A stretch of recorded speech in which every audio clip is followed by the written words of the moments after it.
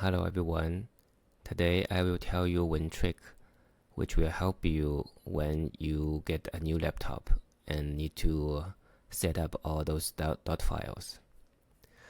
Okay, the idea is very simple. You can use a bare Git repo. So instead of using a normal repo and copy everything out to their appropriate location, you just copy them to the root and everything will work immediately. So first you need to set up a bare repo.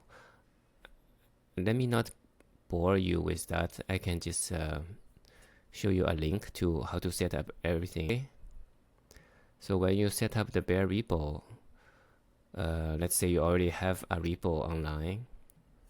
The dot file will still look like a normal dot file.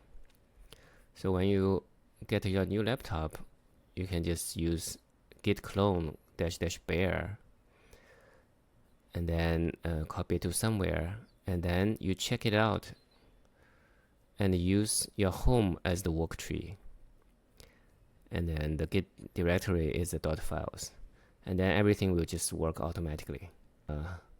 If you want to operate on that, it will help if you use the guitar tool I wrote.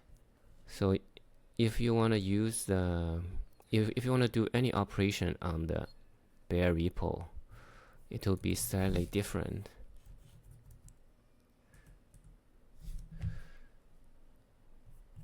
Because you will have to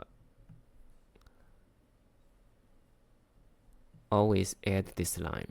Because for bare repo, it is not recognized as a repo, and you can only execute git commands in a worktree directory, under a worktree directory. So you will have to use the git flags,